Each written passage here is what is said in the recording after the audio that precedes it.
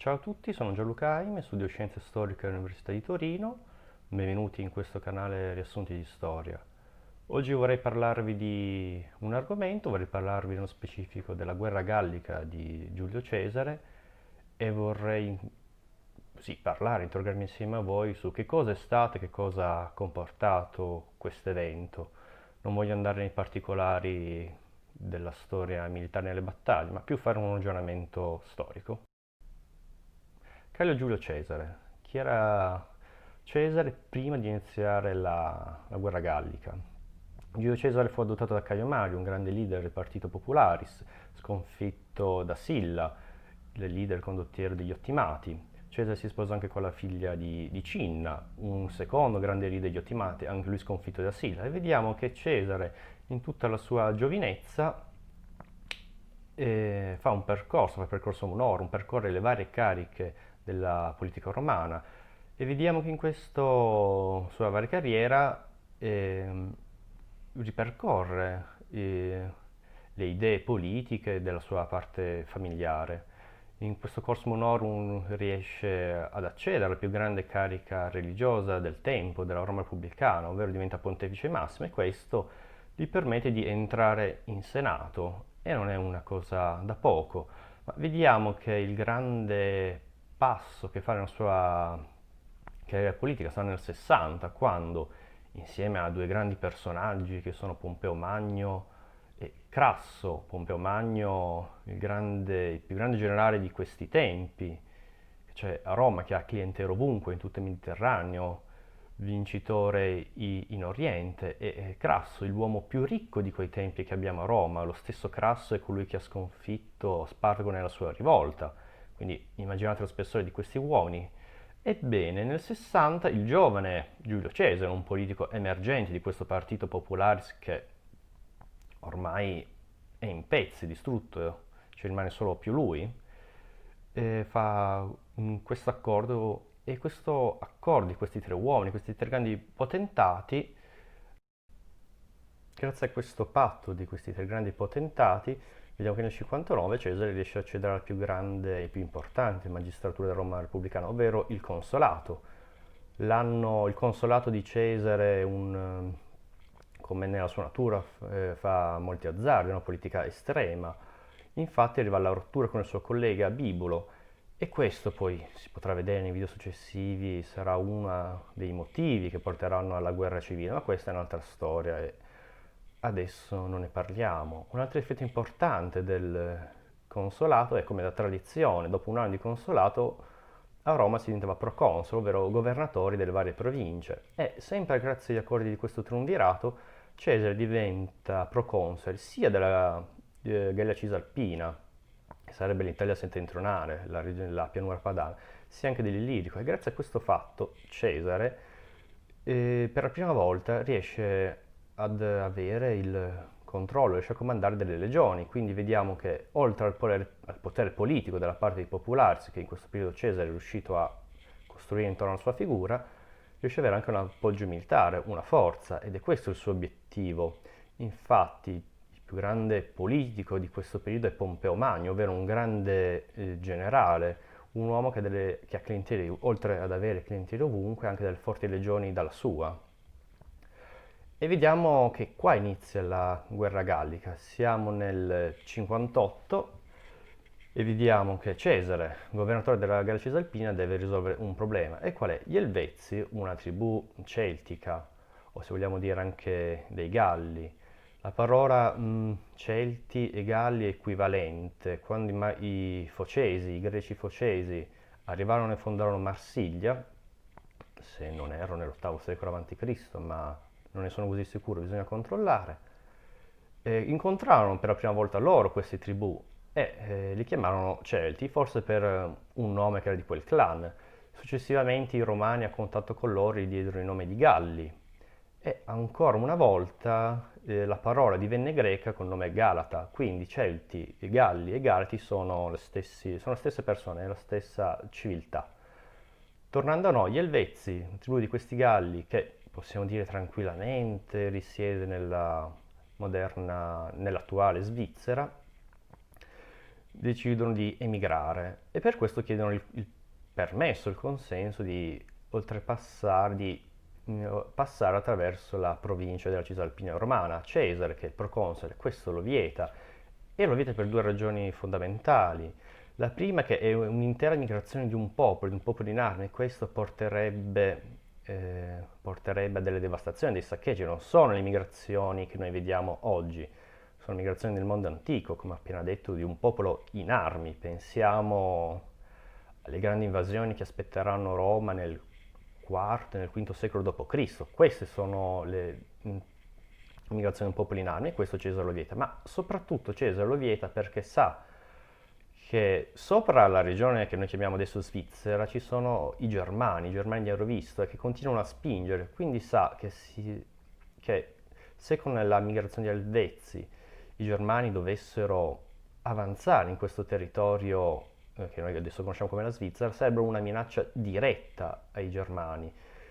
Scusate, una minaccia per Roma. La presenza dei Germani, la minaccia dei Germani era conosciuta anche al tempo. Ricordiamoci, il suo padre adottivo, Caio Mario, fu il primo e sconfisse una prima invasione dei Germani. Non dobbiamo aspettare il V e dopo secolo d.C. La presenza dei Germani c'è sempre stata, ma a differenza, o meglio, in questo periodo, la civiltà dei Galli fa da cuscinetto e permette ai Romani di vivere, possiamo dire, serenamente, con tante virgolette. Quindi per questi due motivi Cesare non permette questo. E vediamo che Cesare, con l'intento anche di conquistare le Gallie, l'immigrazione delle Svezia per Cesare diventa un casus belli, ovvero, come da grande tradizione romana, dichiara guerra agli Elvezi e dichiara una guerra difensiva per difendere gli interessi di Roma, perché ricordiamolo, la maggior parte delle guerre Roma le proclama sempre in modo ufficiale come guerre difensive, in questo modo Roma è nel giusto. Quindi Cesare, guardo solo la scaletta per non errare, sì, siamo nel 58, nell'estate del 58 Cesare porta guerra agli Elvezi e inizia il debello gallico. Ovviamente Cesare vince, siamo poi nel settembre del 58, Cesare decide di oltrepassare il Reno e di sconfiggere quella presenza dei Germani di Ariovisto, e anche qui li sconfigge. Per l'inverno di quell'anno Cesare tornerà nei suoi accampamenti in Cisalpina e vediamo proseguo, siamo nel 57 e dai commentari di Cesare, dal debello gallico, si riesce ad apprezzare la cultura di questo uomo. Se vogliamo, Cesare fa, tra virgolette, un lavoro di antropologo, conosce la politica, conosce la società, conosce anche il costume, le usanze di questi popoli. Cesare è una persona profondamente colta. Noi sono solo arrivati questi commentari, sono questi diari di guerra, possiamo definirli così, ma Cesare ha scritto molte opere, sia scientifiche sia anche di orazione, è una persona profondamente colta. E noi questo riusciamo anche a saperlo grazie ai commentari, perché vediamo la sua profonda conoscenza di questo mondo celtico, e Cesare sa bene che le tribù galliche più pericolose, più agguerrite si trovano nel nord della Francia, nei Belgi, nell'attuale Belgio, Olanda, Francia e Germania, quindi è lì. E siamo nell'estate del 57, decide di andare a nord e di sconfiggere i Belgi. È una guerra lunga, è una guerra soprattutto cruenta. Qui apprezziamo e tastiamo il epicurismo di Cesare. Lui stesso non ha problemi nel dire che fu una guerra assai cruenta. I soldati romani combatterono e ammazzarono dalle luci del mattino fino a quando arrivò la sera. E questa fu la spedizione, la campagna dei Belgi nell'estate del 57. Controllo ancora la scaletta. Sì, l'anno successivo, siamo nell'aprile del 56, e a Lucca si ritrovano i tre grandi potentati. C'è una sorta di riconferma del triumvirato. Quindi a Cesare viene riconfermato che per altri 5 anni potrà essere il governatore, il proconsole della Gallia Cisalpina dell'Illirico, quindi avere il controllo di queste legioni e di conquistare la sua conquista. Invece per l'anno successivo Questi tre grandi uomini si mettono d'accordo e il consolato, questa elezione di consoli che dovrebbe essere pubblica e libera, ma vediamo che è controllata da questi tre uomini, come anche è una prassi del mondo romano, non sono questi tre uomini che inventano questa gabula. Per l'anno successivo vedremo che i consoli saranno Crasso e Pompeo. Nell'estate del 56 Cesare decide di spostarsi verso la regione della Bretagna o della Normandia, quella che noi oggi chiamiamo così ovviamente. Vediamo che in questa regione Cesare incontra la popolazione dei Veneti, che ovviamente non sono i nostri Veneti, è sempre una tribù, sono uno dei clan di Galli, dove avevano una potente flotta che andava sull'Atlantico. I Romani hanno sempre navigato sul Mediterraneo. In particolare questa flotta di Veneti ha delle grandi navi con delle grandi vele per poter navigare in un oceano impetuoso come l'Atlantico. E vediamo che Cesare, grazie ai suoi stratagemmi, la sua strategia, riesce a sconfiggere e a domare queste popolazioni. Ma l'estate 56 non è ancora finita perché sempre nel 56 i due popoli, due tribù dei Germani decidono di oltrepassare il Reno, che sono, leggo perché non li so a memoria, gli Usitepi, i Tencteri, decidono di oltrepassare il Reno. Questi sono una grave minaccia, come erano lo stato ai suoi tempi Ariovisto, e sono una grave minaccia per i suoi futuri possedimenti, per i suoi futuri domini di Roma. Sa che la Gallia non potrà mai essere tranquilla se ci sarà sempre una spinta dei Germani. Ora Cesare decide di oltrepassare il Reno, di costruire un ponte, e qui vediamo che Cesare sconfigge ovviamente i Germani, ma compie quello che noi potremmo dire con i nostri termini moderni, e non solo, compie un genocidio, perché oggi a sconfiggere l'esercito uccide e stermina completamente quelle tribù, quindi sia le donne e i bambini. E questo per noi, i nostri cani, è un genocidio. E questo perché fa questo atto? Perché vuole eliminare il problema dalla radice. Questo è anche uno dei tanti aspetti di Cesare, questo uomo come si comportava. Quando c'era un pericolo, un problema, andava incontro, possiamo dire a testa alta, l'affrontava di petto e eliminava il problema dalla radice. Questo fatto, questo genocidio portò anche grave scandalo alla stessa Roma. Infatti Catone, il grande oratore e rivale di Cesare, della parte degli Ottimati, se pensiamo a Sallustio nella sua congiura di Catilina, l'ultima parte della sua opera storica rappresenta un dialogo di questi due uomini, Cesare che rappresenta l'uomo nuovo, e invece, ne ho detto, Catone rappresenta la parte corrotta dell'ultima mai Repubblica, la Repubblica corrotta degli Ottimati. Comunque Catone in Senato accusa pubblicamente Cesare di questo atto orribile e propone, ovviamente è un attacco politico, propone di consegnare Cesare stesso ai Germani, e questi lo dovranno processare, lo dovranno uccidere per i crimini che ha fatto. E qui sentiamo la raffinatezza, possiamo dire anche ammiriamo, la raffinatezza dei Romani, che siamo nel mondo antico, un mondo brutale rispetto ai nostri tempi. E in questo periodo per questo fatto Catone conia il termine crimine contro l'umanità.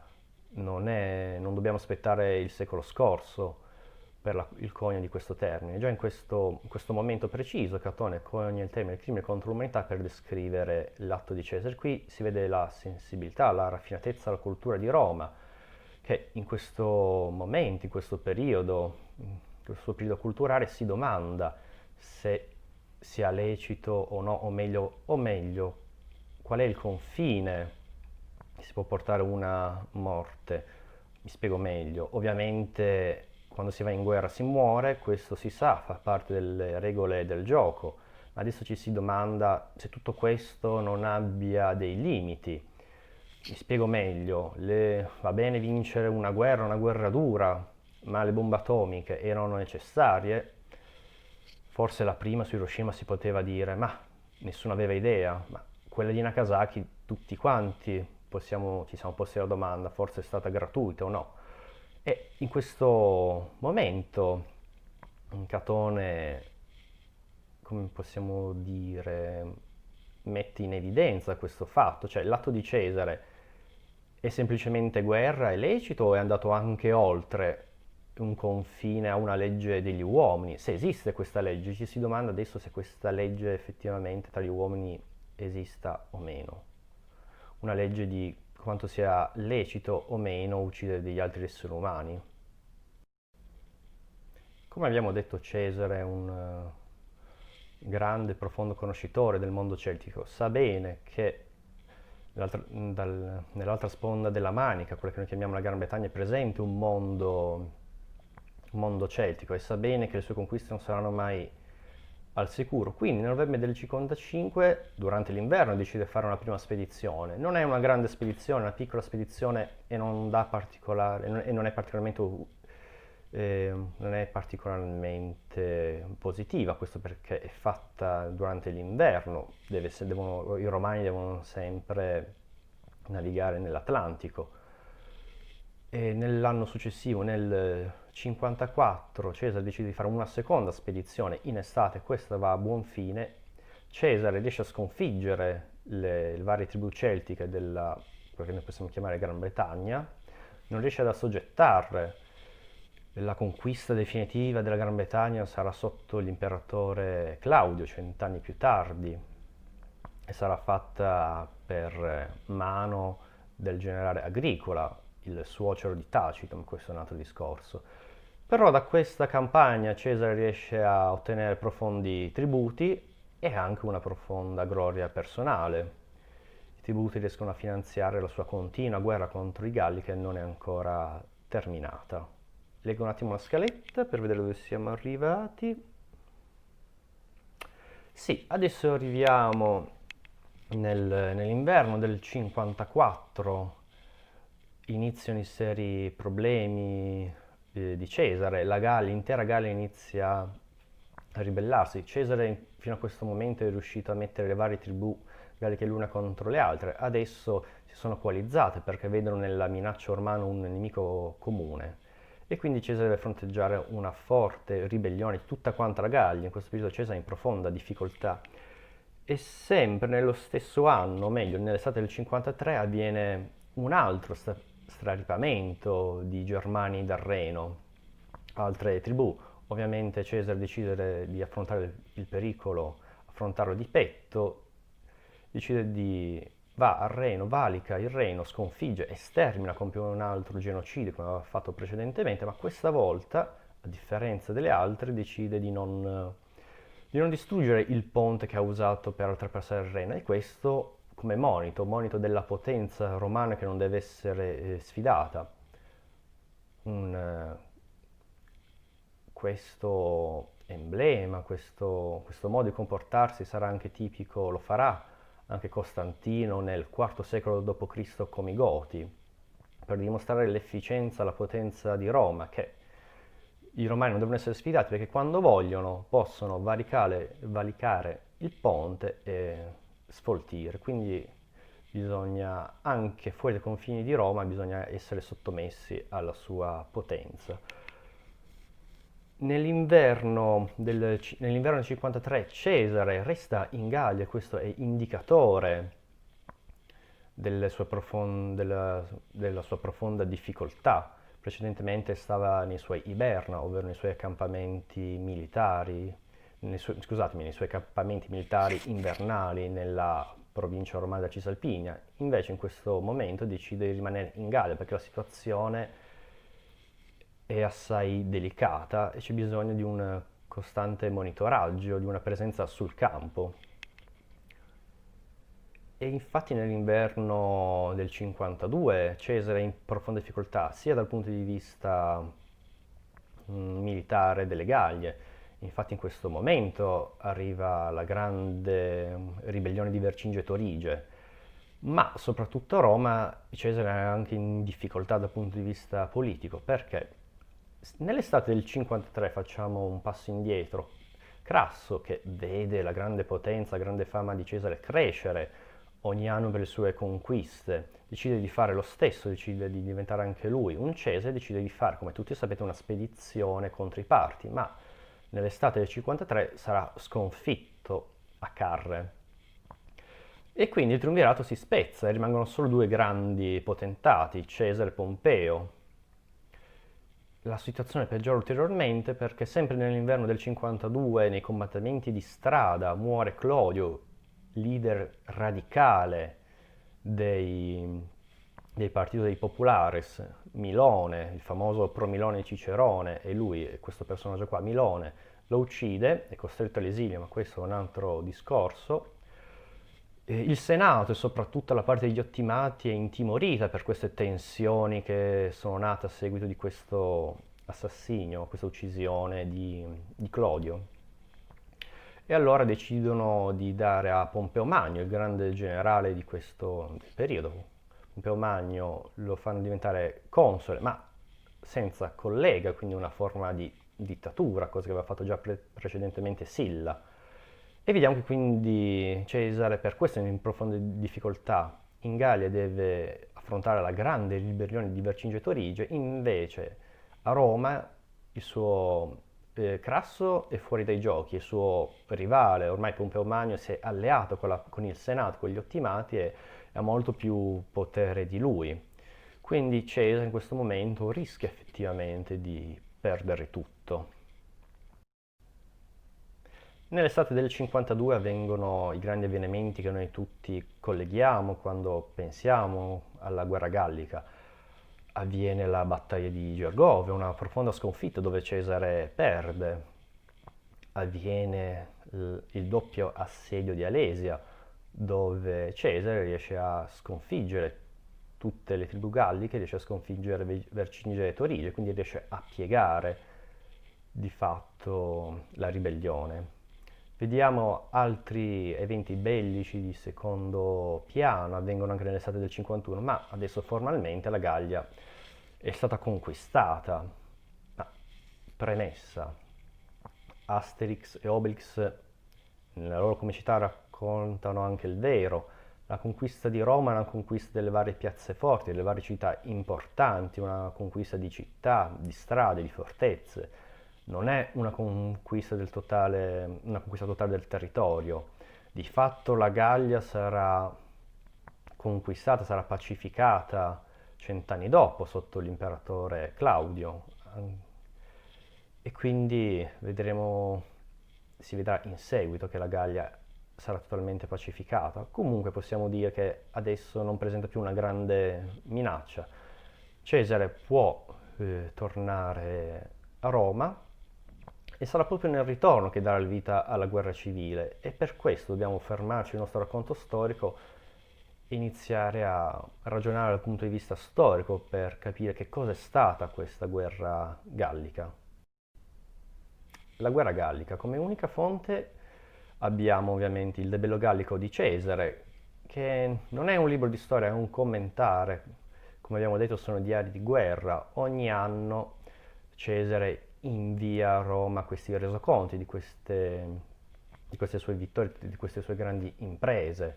E come chiunque di voi l'abbia mai letto o si sia cimentato in una versione, si capisce che il fine di questi scritti non è la verità storica, ma è l'elogio della propria persona, della persona di Cesare. Cesare nei suoi commentari è il soggetto dove è presente ovunque, non è il caso neanche di citarlo. Si sa che la terza persona singolare si parla di Cesare al 99% dei casi, quindi il fine di questi scritti è esaltare la propria persona, è una propaganda ufficiale. E perché Cesare, grazie alla guerra gallica, alla conquista delle Gallie, riesce a fare il salto nella sua politica. Se prima era un grande politico della sua parte dei Popularis, grazie a queste conquiste riesce ad avere la fedeltà delle legioni, quindi la forza militare, dove a Roma e non solo la forza militare è determinante per la politica, riesce a mettersi allo stesso livello di Pompeo Magno, anche se Cesare comunque ha meno legioni di Pompeo Magno, questa è un'altra storia, se volete ne possiamo parlare nella guerra civile. Comunque, grazie alla guerra gallica che Cesare riesce a costruirsi maggiore consenso intorno alla sua figura, e questo grazie anche alla sua profonda natura, la natura di questo uomo che, ricordiamolo, diventa un grande condottiero, un grande generale a 40 anni, prima ha fatto il politico, per carità, e l'elite romana era sempre preparata alla guerra, ma come l'esempio di Crasso lo dimostra,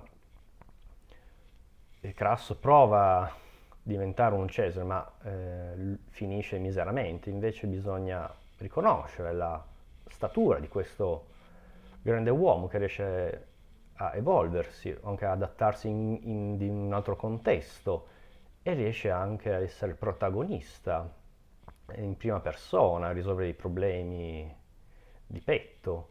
Da grande politico diventa un grande condottiero, un grande conquistatore, e questo, ricordiamolo, a 40 anni, prima aveva fatto tutt'altro. Quindi quando noi parliamo di commentari dobbiamo tenerci presente questo, una grande propaganda di sé.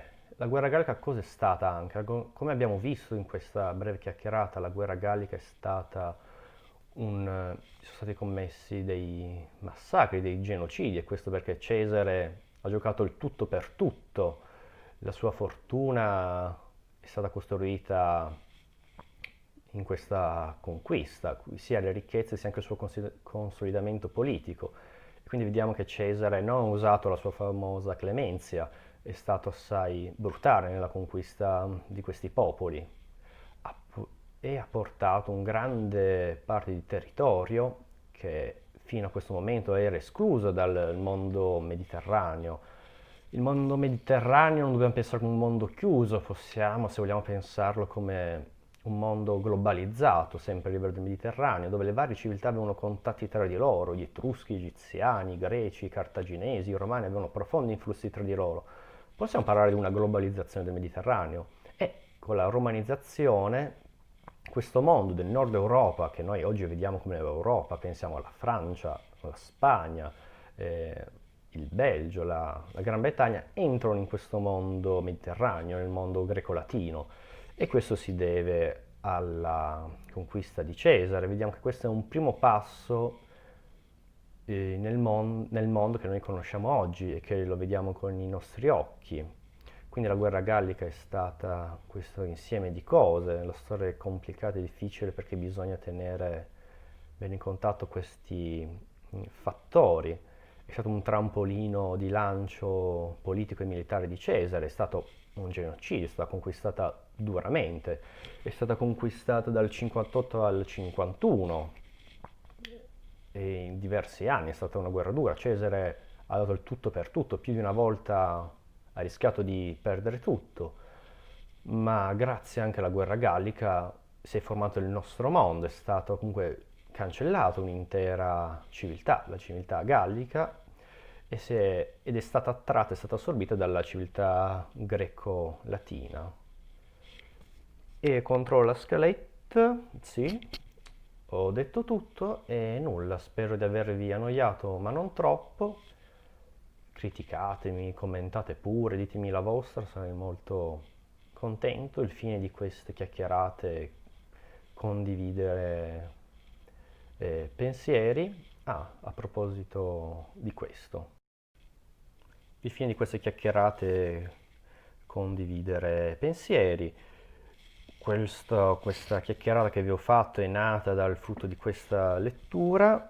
Questo libro di Luciano Canfora si chiama Giulio Cesare, dittatore democratico. Alcune mie riflessioni sono nate da questo libro, ve lo consiglio, ce ne sono molti, molti libri riguardo a Cesare. Io ho iniziato da questo per il mio filo ellenismo, e Canfora è un profondo storico della cultura greca, e quindi mi sono avvicinato a questo libro, ma voi potete fare benissimo con altri. Io comunque per onestà intellettuale ho voluto dirvelo, e nulla, spero di avervi annoiato ma non troppo, e vediamo se si farà alla prossima.